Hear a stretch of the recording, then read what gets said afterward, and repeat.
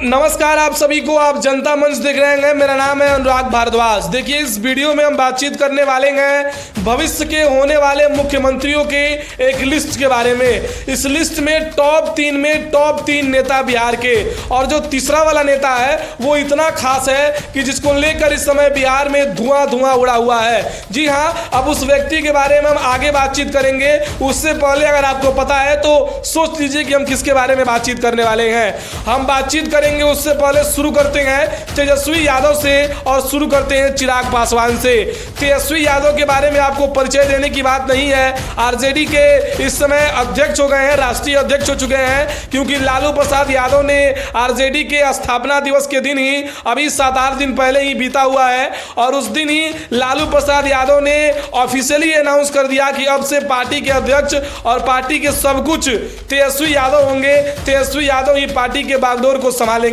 लेकिन कहानी यहां खत्म नहीं होती है। बिहार की राजनीति को अगर आपको समझना है तो आपको पॉलिटिकल मैच्योर होना पड़ेगा, तब जाकर आप बिहार की राजनीति को समझते हैं। अचानक पार्टी के स्थापना दिवस के दिन ही तेजस्वी यादव को लालू प्रसाद द्वारा अपने पार्टी की कमान को दिया जाना, ये किस ओर संकेत करता है? और मुख्यमंत्री नीतीश कुमार का मीडिया में ये बयान देना कि इस बार 200 से अधिक विधानसभा में सीटें आ रही है एनडीए गठबंधन की ओर से। अब ये मामला फिट बैठता है, क्योंकि जिस तरीके से लालू प्रसाद यादव ने अपने पार्टी का बागडोर अपने बेटे तेजस्वी यादव को दिया, वहीं दूसरी ओर नीतीश कुमार का ये संकेत आना कि 200 पार होगी, ये कहीं ना कहीं खेल जो है वो विधानसभा के चुनाव का खेल है। जी हाँ, अब बिहार विधानसभा के चुनाव की ओर 2024 के इलेक्शन बीत जाने के बाद और 2024 की एनडीए सरकार बनने के बाद अब सबसे बड़ा नजर अगर किसी जगह पे है, किसी राज्य पे है, तो वो है बिहार राज्य के ऊपर, और वो है नीतीश सरकार के ऊपर। जी हाँ, नीतीश सरकार के कार्यकाल पूरा होने वाला है, क्योंकि अब 2024 के लास्ट और 25 के शुरुआत में ही अब चुनाव होगा बिहार विधानसभा का। इस विधानसभा के चुनाव में किसकी स्थिति मजबूत है, इसी के बारे में हम आज चर्चा करेंगे।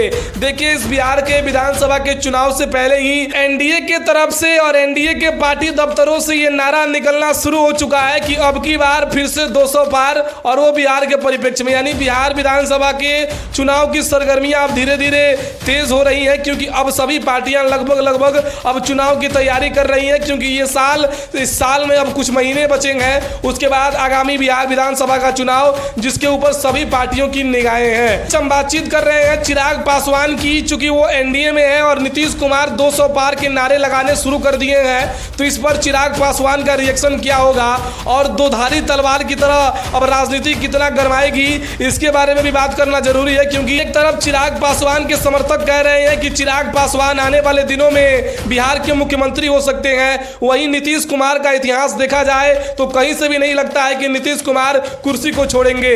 अब तीसरा नेता कौन है? तीसरा नेता है प्रशांत किशोर। अब प्रशांत किशोर जिस तरीके से बिहार में जनसुराज की पदयात्रा कर रहे हैं और जिस तरीके से पार्टी के स्थापना के लिए जिस तरीके से संविधान बनाया जा रहा है, और पार्टी के संविधान को लेकर और जिस तरीके से पदयात्रा में प्रशांत किशोर का जो जुड़ाव है और लोगों के साथ सीधे कनेक्शन बन रहा है, इससे यह स्पष्ट हो रहा है कि आने वाले दिनों में चुनौती तो एनडीए के लिए भी है और इंडिया गठबंधन के लिए भी है। क्योंकि प्रशांत किशोर का स्पष्ट रूप से कहना है कि किसी भी हाल में किसी भी पार्टी से बिहार में प्रशांत किशोर आने वाले दिनों में समझौता नहीं करेंगे।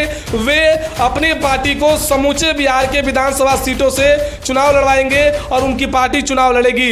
इसको लेकर तैयारी अभी प्रशांत किशोर की पार्टी अब करने लगी है। पार्टी की स्थापना और पार्टी के संविधान निर्माण इत्यादि सभी विशेष पहलुओं पे काम होने शुरू हो चुके हैं। अब इसी बीच चिराग पासवान के समर्थकों में काफी उमंग है। वहीं बात करें तेजस्वी यादव के प्रशंसकों में, तो उनके समर्थकों में भी काफी उमंग है कि इस बार फिर से तेजस्वी यादव का वो हल्ला बोल